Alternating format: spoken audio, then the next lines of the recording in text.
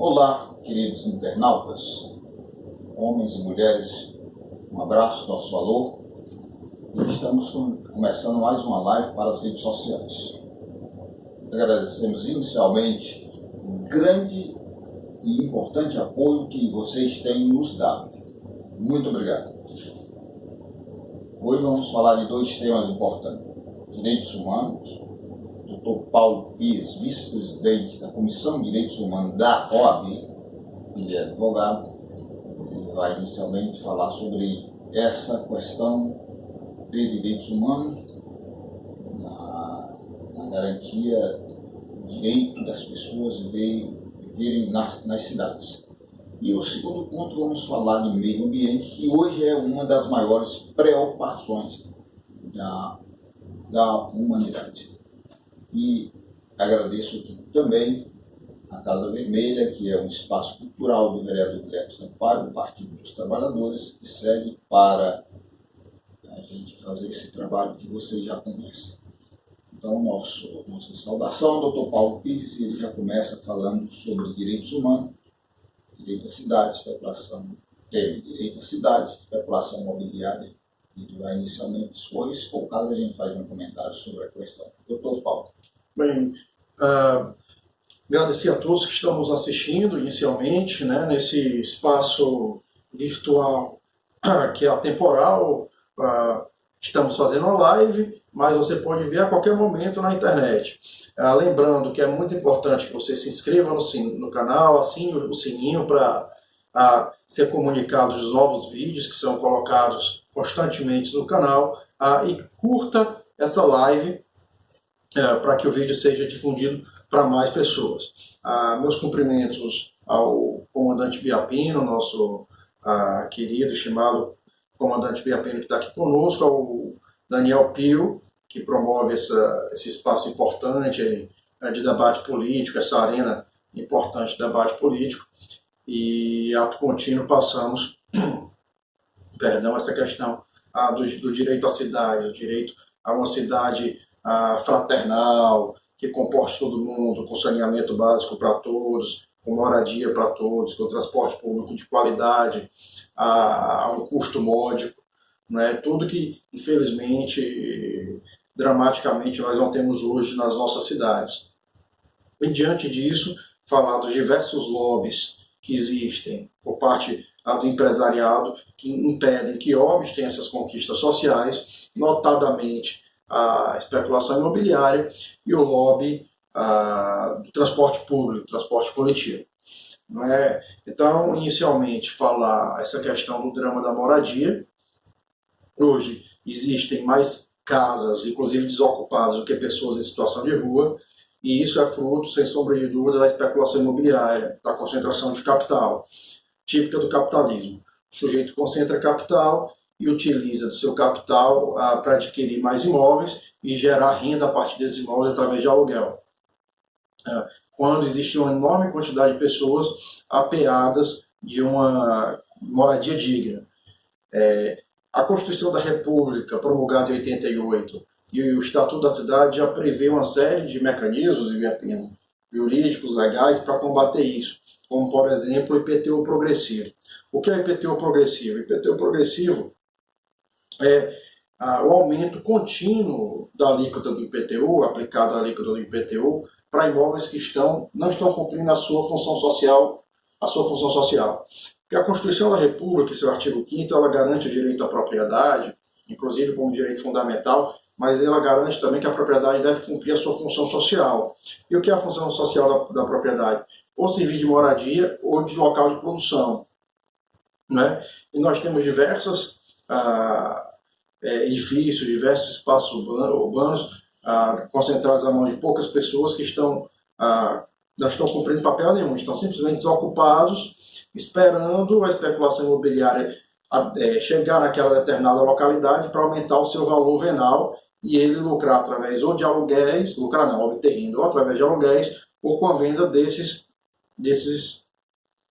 imóveis. E é importante que a Prefeitura tenha coragem, e a Câmara Municipal, de combater isso, já que é de sua alçada, implementando exatamente esse IPTU progressivo, que o sujeito que tenha mais imóveis tem uma alíquota de IPTU maior, sujeito que tem um imóvel que não está cumprindo a sua função social, que não está servindo nem para moradia, nem para produção, e que ele aumente a alíquota sobre esse imóvel, a fim de promover uma justiça fiscal maior, e eventualmente até mesmo uma reforma urbana, o que se convencionou no direito chamar-se de desapropriação indireta, porque com o aumento constante da alíquota do IPTU, acaba-se sendo inviável ou pouco interessante ao especulador manter aquele imóvel desocupado, de modo que a prefeitura pode executar essa dívida fiscal, essa dívida ativa, inscrevê-la em dívida fiscal e eventualmente executá-la, e obter o imóvel e, a partir disso, fazer uma política de novas moradias, de assentamentos urbanos. Né? Essa é uma questão dramática. De outro lado, nós temos a questão do transporte público, que é muito ruim nas nossas cidades brasileiras, de um modo geral. Em Fortaleza não é diferente. Nós temos o metrô, que atende uma parcela muito pequena ainda da cidade. O VLT, veículo leve sobre trilhos, que foi inaugurado esse ano, já vem cumprindo uma função importante na cidade, mas ainda em fase experimental. Inclusive, houve a colisão esse mês de 2 veículos, né, leve sobre trilhos, aqui na cidade de Fortaleza, e o lobby do veículo sobre rodas, né, do modal rodoviário de transporte, dos ônibus, e que esse ano também demitiu mais de 4 mil funcionários, né, mais de 4 mil trabalhadores, com a obrigatoriedade do pagamento da passagem ser agora através de cartão magnético, não podendo mais ser pago em dinheiro. O que, inclusive, nos parece caracterizar-se como uma medida inconstitucional, porque não se pode negar curso à moeda corrente do país. É um dos princípios constitucionais que regem a nação.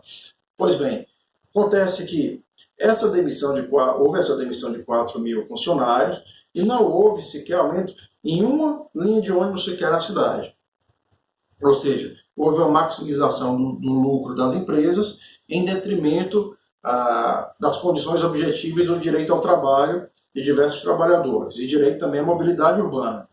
Né? Se houve, por um lado essa medida, Ibiapina, diminuir o custo das empresas de ônibus, por que não investir em contratação de mais motoristas, no aumento da frota de ônibus para melhorar a qualidade de serviço para os fortalezenses? Né? Porque exatamente existe um lobby da Sindônibus, que na verdade, é uma caixa preta, aumenta-se todo ano a tarifa de transporte público, que deveria ser modal, ou seja, que deveria ser módica, ou seja, de pequena monta, e hoje se paga, salvo melhor juízo, R$ 3,40 ou R$ 3,60 de Fortaleza. R$ 3,60. R$ 3,60 no valor da passagem, ou seja, um valor substancial.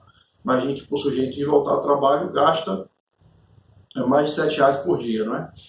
E, inclusive, a pesquisa do DIEESE, que saiu esse mês, aponta que a família brasileira já gasta mais com transporte do que com a própria alimentação. Não é? Então, seria muito importante uma auditoria externa nas contas da Sindônibus para ver realmente quanto custa a manutenção do serviço e se o valor que está sendo pago a título de transporte público, de passagem de ônibus, condiz com a realidade do seu custeio.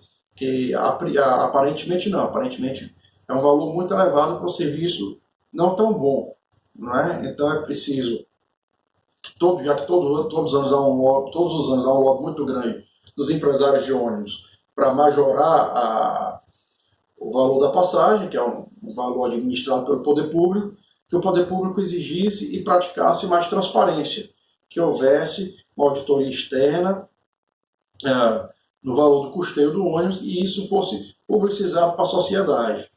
Né? Esses são os apontamentos que nós temos para falar sobre a questão do direito à cidade, sem mencionar a péssima situação dos passeios da cidade, né? Das calçadas. São todas irregulares, são todas desniveladas, fica ao critério de cada proprietário, não há uma fiscalização da prefeitura. Para a pessoa cadeirante em Fortaleza, é um suplício, é uma via cruz andar em Fortaleza exatamente por isso, porque são rampas, são desníveis, não há nenhum critério para que os passeios tenham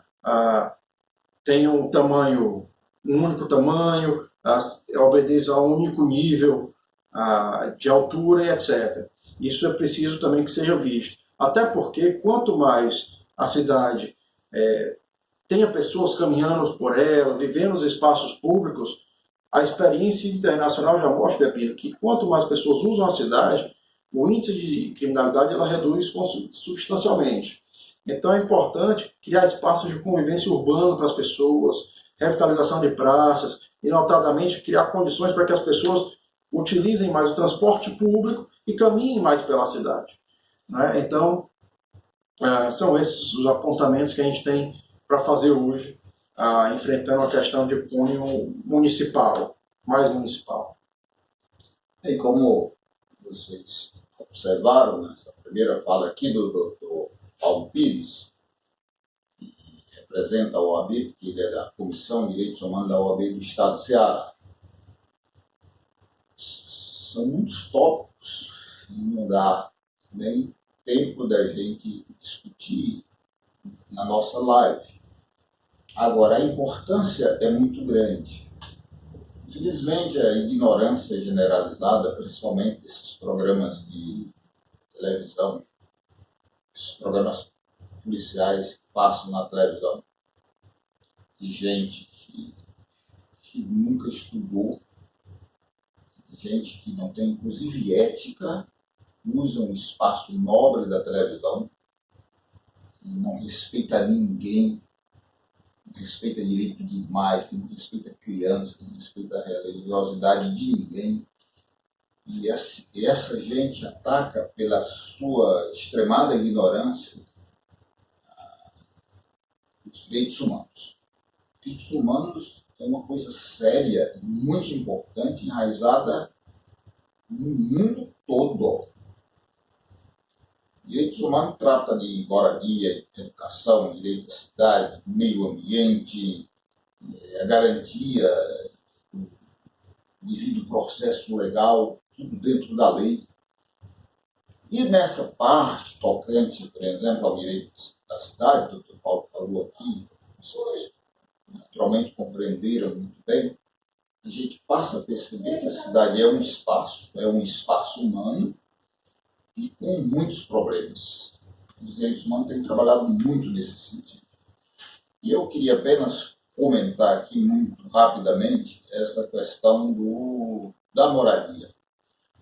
Se a gente refletir a fundo, observando a história, a ciência, a geografia, a gente começa, e também a economia, a gente começa a compreender questões mais aprofundadas que aparentemente não vem do nada, mas tem uma raiz em todos esses problemas. Até pouco tempo, a maior parte da população do Brasil morava no campo, quando o Brasil era um país agrário, ou seja, a economia do Brasil era muito proveniente da agricultura. Depois as cidades vão se industrializando e as pessoas, como não tinha posse da terra, ela pertencia a um grande fazendeiro, ela veio para a cidade e passou a trabalhar na indústria. Só que quando chegou na cidade, a cidade também pertencia a grandes donos de terra. Aí são os donos das casas, dos apartamentos e do espaço todinho. Então, o indivíduo que veio lá do interior, que morava na terra de um fazendeiro, chega aqui e não pôde comprar um pedacinho de terra para fazer uma casa. O salário dele na indústria é muito pequeno, ele não tem condição de pagar o aluguel. Aí vai fazendo um processo de favelização do país todo. Aí o Estado, por sua vez, abandonou completamente esses moradores e eles foram ficando lá, sem educação, sem saneamento básico, sem saúde e sem emprego. Daí começa a violência, porque o homem é um produto do meio. Ele está marginalizado dentro da cidade e ele começa, então, a crescer dentro do crime. Daí vem a violência. E o que essa gente ignorante, desonesta e antiética da televisão, que faz programa policial, não diz porque nem sabe. De modo que acho que a questão da moradia é muito importante, porque nós temos aí essa tragédia toda que todo mundo conhece e quase nada é feito. Comprar, por exemplo, um pedaço de terra, hoje em Fortaleza, de 6 metros de largura por 20 de comprimento, ele custa na periferia mais ou menos R$150 mil, e se for aqui nas áreas nobres da cidade, R$1 milhão. Como um trabalhador pode comprar um pedaço de terra?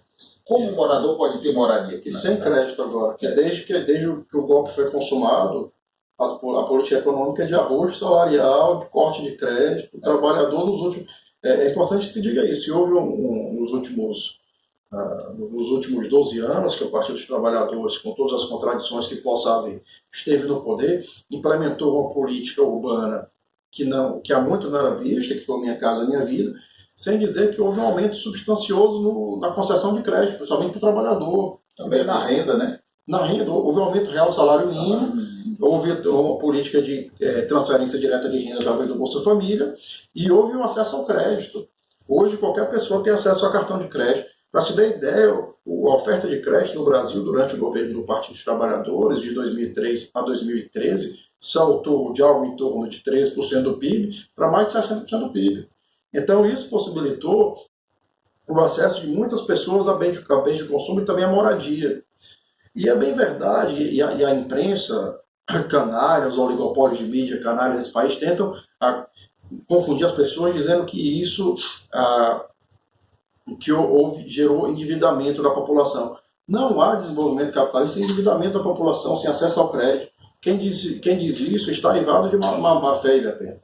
E para quem comemorou, para quem não sabe, né, esse ano ou esse mês agora, o IBGE anotou que houve uma deflação. A deflação é uma queda no valor do dinheiro, né, na correção monetária. E essa queda no valor da correção monetária, no valor do dinheiro, quer dizer que a nossa economia está em recessão. Ou seja, não há procura por oferta, não há procura por consumo. Quando não há procura por consumo, naturalmente os preços caem. Mas isso não é bom, isso é indicativo, na verdade, é que a atividade econômica do país está negativa. Ou seja, não há liquidez no mercado, as pessoas não têm dinheiro para comprar e nem têm confiança para acessar determinados produtos de crédito, o que faz com que o valor monetário sofra uma deflação, uma corrosão. Nós estamos já aqui nos aproximando do final da nossa live. Eu quero pedir mais uma vez, se vocês puderem, vocês compartilhem, curtam, comentem, para nos ajudar nessa nossa campanha, nessa nossa jornada. Nós temos aqui um outro tema, ficou aqui para vocês refletirem essa questão, mas nós temos aqui um outro tema, que é a questão do meio ambiente. Como grande parte da população brasileira sabe, a questão ambiental é um dos maiores problemas da humanidade hoje. Nós hoje estamos já passando por uma preocupação que é o aquecimento global. O aquecimento global ele é proveniente exatamente da agressão que o sistema capitalista faz no meio ambiente. O dióxido de carbono que é lançado na natureza, aí vem da indústria, dos carros, das queimadas e outros procedimentos que são próprios do sistema capitalista, aumenta a concentração de gases de efeito estufa, e com essa concentração de gases a Terra fica mais quente. Ficando mais quente há o perigo, além de tempestade, de enchentes, também do descongelamento dos polos, dos dois polos, do norte e do sul. E aí vai ter um aumento do nível do mar e vai criar muitos transtornos nas cidades costeiras. Essa é uma questão. Além da própria quintura, das secas e das enchentes exageradas em determinadas regiões. As árvores são importantes para isso, porque a árvore é um passarinho, a árvore é uma planta. Ela tem um papel muito importante, porque ela absorve carbono da atmosfera. e, ao mesmo tempo, libera oxigênio, que é importante para todos nós. O que acontece hoje no Brasil, depois do golpe, com esse calhorda irresponsável que governa o nosso país? Ele deu corda para os grandes empresários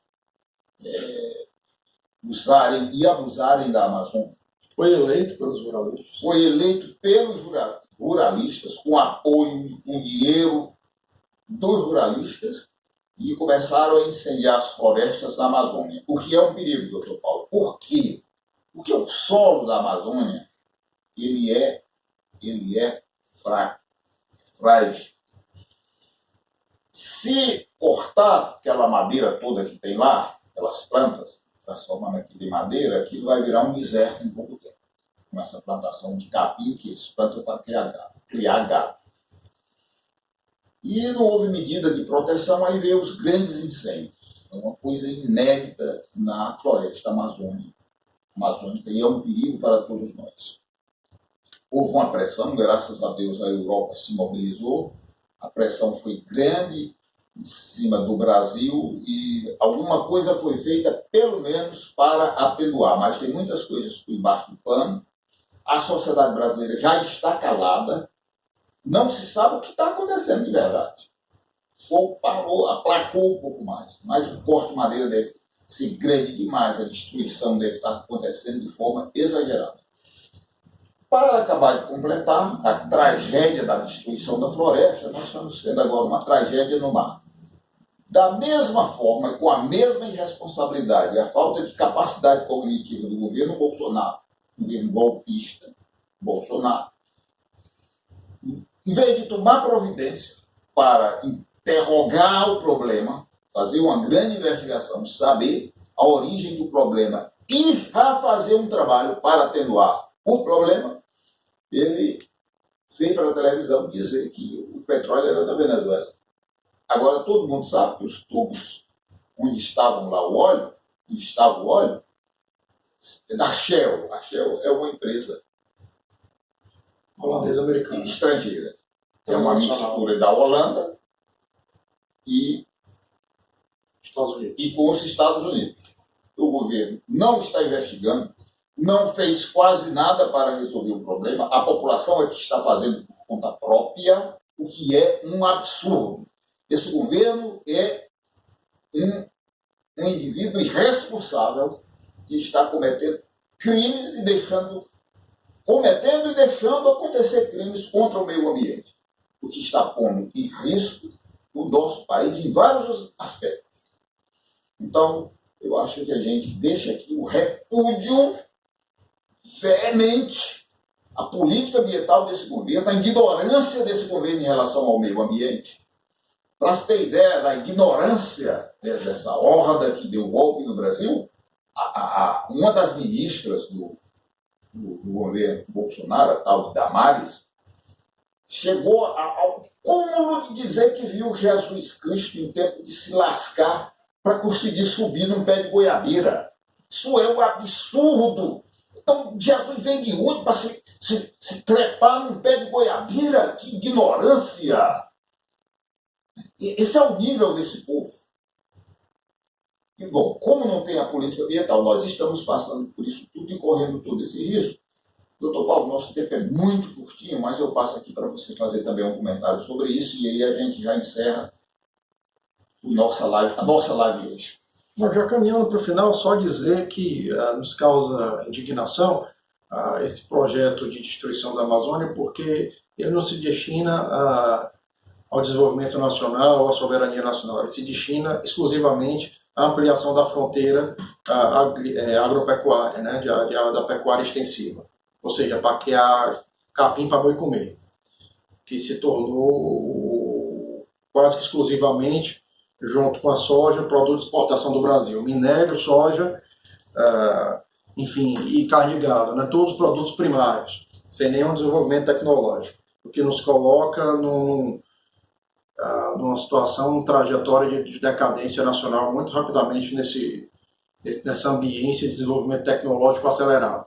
Pois bem, dito isso, me congratular aqui com o comandante Biapina, sempre uma honra muito grande dividir a bancada aqui com o senhor, fazer esse bom debate.